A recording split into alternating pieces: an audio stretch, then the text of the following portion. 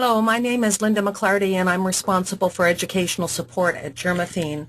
Thank you for taking part in this webinar. We are going to be covering processing critical and semi-critical instruments as per the guidelines established by the Royal College of Dental Surgeons of Ontario in November 2009. These new guidelines are available on their website if you do not have a copy in your office. Refer to pages 24 to 29 in the guidelines, as there are many changes in this section from the previous guidelines.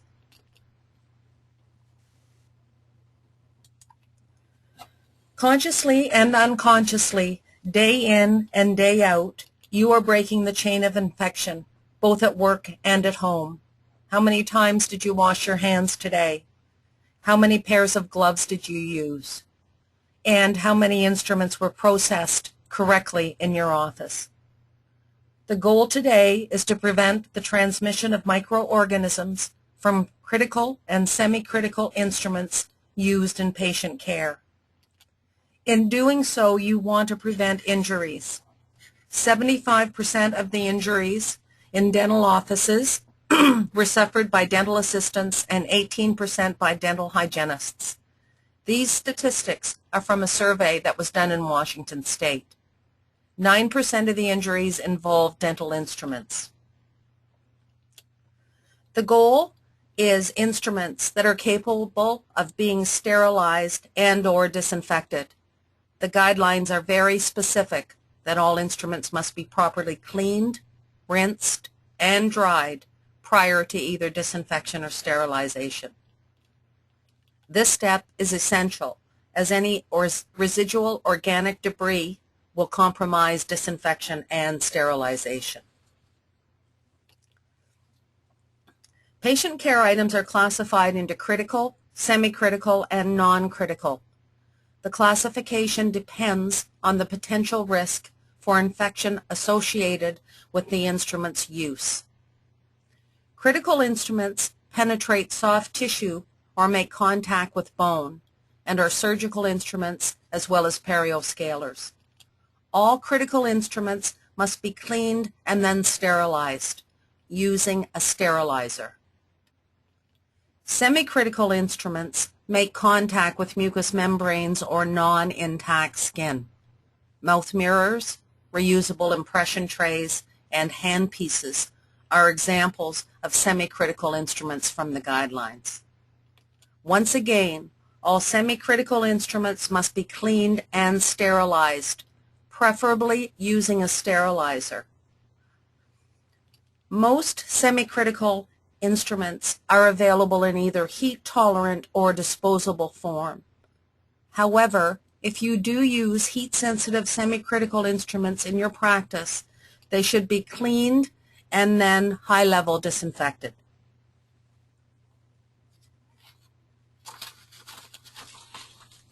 Multiple steps must be taken to achieve a sterilization. It involves specialized equipment, adequate space, qualified staff, and regular monitoring for quality assurance. Again, the goal is adequately processed instruments that are safe to reuse on patients. Instruments should be processed in a central area of your office, taking into account quality control and safety. There should be a clear separation of dirty and clean areas with a separate section for receiving, cleaning, and decontaminating. To avoid sharp injuries, contaminated instruments should be placed in a puncture-resistant container in the operatory for transport to the central processing area. Here, reusable instruments are received, sorted, cleaned, and rinsed. If cleaning can't be performed immediately, place instruments into a puncture-resistant container filled with either a detergent, an enzymatic detergent, or spray them with an enzymatic foam. This will prevent drying of organic material and make cleaning easier and less time-consuming. High-level disinfectants like glutaraldehyde, accelerated hydrogen peroxide, parasitic acid, or OPA should not be used as holding solutions. They can fix bioburden to surfaces, making cleaning more difficult. Whether you have an ultrasonic cleaning machine or an instrument washer, there's no doubt that automated cleaning equipment increases productivity, improves cleaning effectiveness, and decreases your exposure to blood and body fluids. They can be safer and more efficient than manually cleaning contaminated instruments. If you use an ultrasonic cleaning machine, gross debris should be removed from the instruments before putting them into the ultrasonic. Ultrasonic cleaning solutions should be changed a minimum of daily, more frequently if visibly soiled.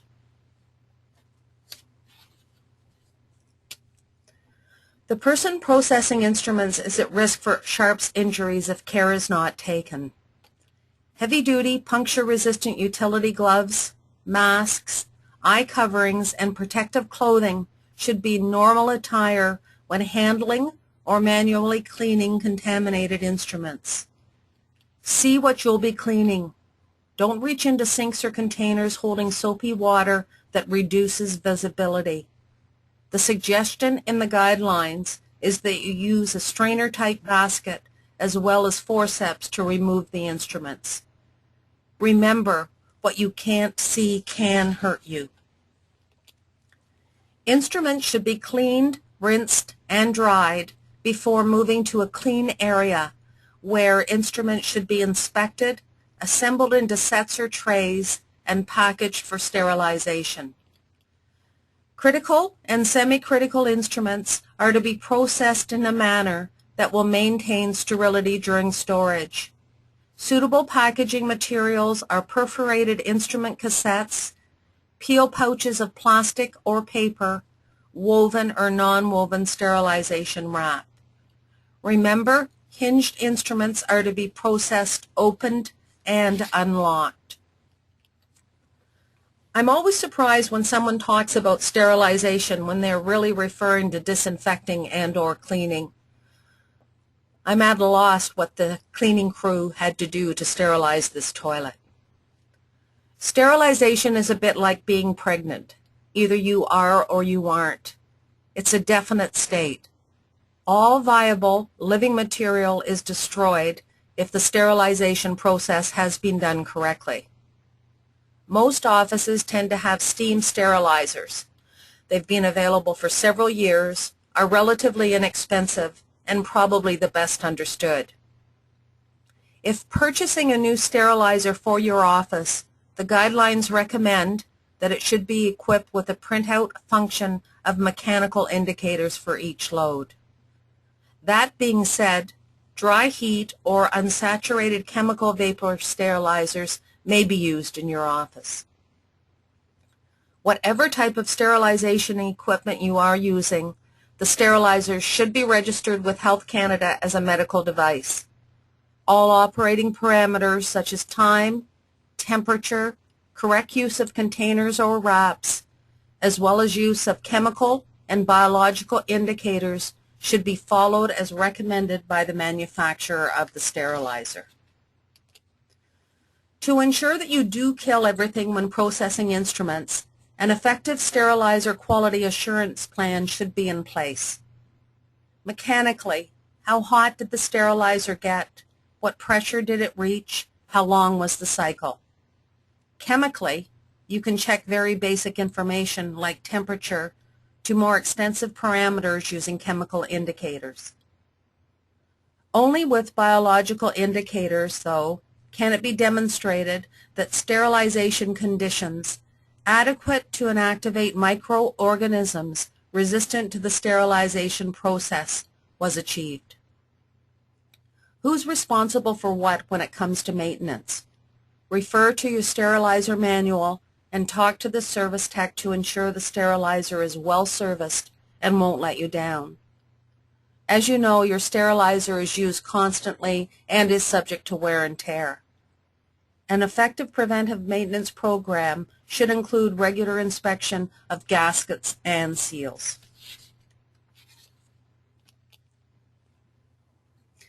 Mechanical indicators that give cycle time, temperature, and pressure must be checked and recorded for each load. In some cases, the sterilizer has a printout, but if a printout is not available with your sterilizer, the cycle time, temperature, and pressure, again, I know I'm repeating myself, must be checked and recorded for each load. A logbook should be kept for this information. Again, if a new sterilizer is being purchased for the office, it should be equipped with a printout option. The guidelines reflect best practices, but there are some statements that do include a must. This is one of these. An external chemical indicator must be on each package processed. Class 1 chemical indicators are the most basic. They purely measure the temperature reached during the sterilization cycle. Heat-sensitive tape and pouches with a temperature indicator are examples of Class 1 chemical indicators. The color change happens relatively quickly and lets you know that the package has undergone a sterilization cycle. It does not ensure that sterilization has been achieved. The guidelines recommend that you also use an internal chemical indicator. It's harder to sterilize a handpiece with hollow spaces than a dental mirror. Air trapped in the handpiece is hard to remove, and packaging instruments adds time for penetration of the sterilization agent, especially in hollow areas. Class 5 indicators measure more parameters than Class 1. Time, temperature, and steam saturation for a steam sterilizer, thereby giving more verification that the necessary sterilization conditions have been met. Again, mechanical and chemical indicators don't ensure sterilization has been achieved. They are just indicators and may provide an early warning that there is a problem. If either mechanical or chemical indicators show inadequate processing, nothing in the load should be used until reprocessed.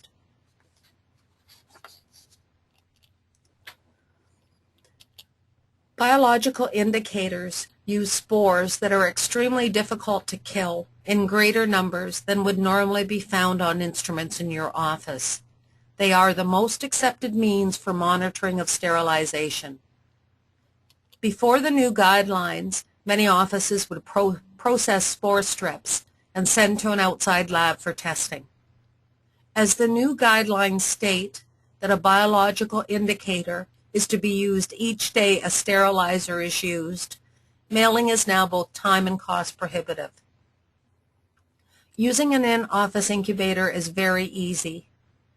Be sure to read the directions for your in-office incubator. There has been discussion regarding the use of a control vial. A control vial of the same lot number of the test vial should be processed in the incubator each day. This confirms that your incubator is operating correctly.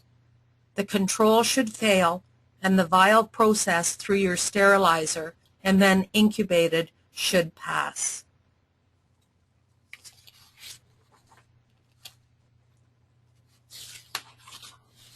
Implants are received sterile.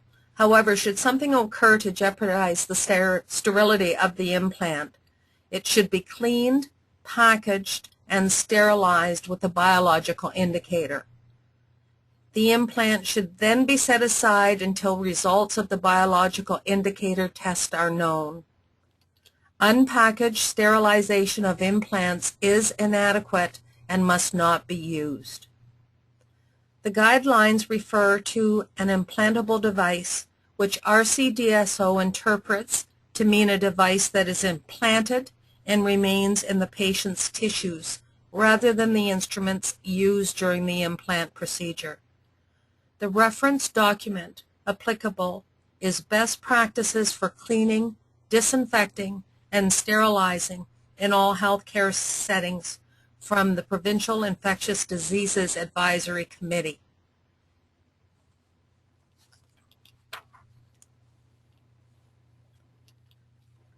Again, here is another must in the guidelines: a logbook for reviewing and documenting the operation of every sterilizer in the office.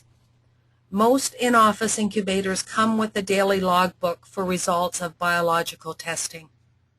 You must also keep track of all loads that are processed through the sterilizer. Load records include date, time of all cycles, exposure time and temperature, initials of the operator, and chemical indicator results. We do have blank log sheets available here at Germaphene. Should you require them, just let us know. Any problem with the sterilizer are to be recorded and appropriate action taken. Reasons for positive results of biological indicator tests tend to be caused by human error: overloading, inadequate package separation, incorrect or excessive packaging materials, improper time, temperature, improper method of sterilization. If you have a failed spore test, logically remove the sterilizer from service. Remove all records of mechanical and chemical indicators since the last negative biological indicator test. Review the sterilization procedures to determine whether operator error could be responsible. Repeat the spore test immediately, addressing any procedural problems and correctly loading the sterilizer, and by using the same cycle that produced the failure. While waiting for repeated test results, the sterilizer should remain out of service. If the repeated spore test is negative and your mechanical and indicator and chemical indicators demonstrate adequate processing, the sterilizer may be put back into service. If the repeat spore test is positive and all sterilization procedures have been done correctly, the sterilizer should remain out of service until inspected, repaired, and successfully re-challenged with 3 biological indicator tests in 3 consecutive empty chamber sterilization cycles. All suspect loads dating back to the last negative biological indicator should be recalled to the extent possible and reprocessed. Flash sterilization is used by many offices on a regular basis. An unpackaged cycle may be necessary for patient care items that are needed for immediate use, although sufficient inventories should be maintained to avoid the use of unpackaged sterilization. Unpackaged sterilization, as I say, should only be used for certain conditions and should not be used and is considered inadequate for implants. The process for flash sterilization of critical and semi-critical items are thorough cleaning and drying, mechanical parameters checked, and an internal chemical indicator used for each cycle. When removing the instruments, take care to avoid burning either yourself or patients, and transport the instruments aseptically to the operatory to maintain sterility. Critical instruments should be used immediately and are not to be stored. Semi-critical instruments, ideally, should be used immediately or within a short period of time. Storage is discouraged due to exposure to dust and/or airborne organisms. Bead sterilizers cannot assure sterility and are not an acceptable method of sterilization. Allowing the instruments to dry before removing them from the sterilizers have many of you thinking you're going to have to invest in more instruments. The concern about removing wet instruments is possible wicking of moisture and the chance of contamination with bacteria from the hands. Sterile and single-use disposable items should be stored in an enclosed space and sensibly not under sinks or wherever they might become wet or contaminated. Store packaged sterilized instruments by either date or event-related. Dating assists in recall of instruments should any concerns arise based on the results of the sterilization test. Some offices may date every sterilized package and use the instruments on the basis of first in and first out. Event-related recognizes that packaged instruments should remain sterile indefinitely unless something happens that causes the instruments to become contaminated. That may be either due to torn or wet packaging. Sterile instrument packs should be inspected before use to verify barrier integrity and dryness. If compromised, instruments should be cleaned, packaged, and sterilized again. Heat-sensitive semi-critical instruments may be processed using chemical sterilants. The guidelines point out, though, that most semi-critical items are available in heat-tolerant or disposable alternatives. Generally avoid the use of heat-sensitive semi-critical items that have to be processed with liquid chemical germicides. With that clarification, no matter what instrument you are processing, the necessary first and important step is to clean the instrument. The instrument should be visibly cleaned, rinsed, and dried before using a high-level disinfectant. In Canada, a high-level disinfectant will be labeled sporicidal. This confirms that Health Canada has reviewed the product submission and the active ingredients are able to achieve high-level disinfection when label directions are followed. These are the active ingredients listed in the guidelines that are high-level disinfectants.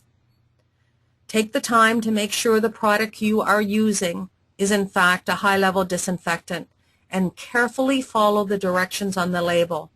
Dilution rates if applicable, cleaning of instruments prior to immersion, time, temperature, and how often the solution needs to be changed.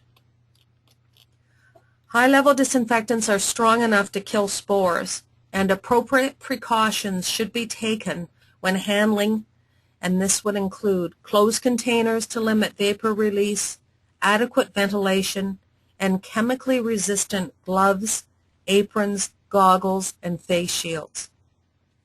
High-level disinfectants should be used only as labeled and should not be used as an environmental surface disinfectant or an instrument holding solution.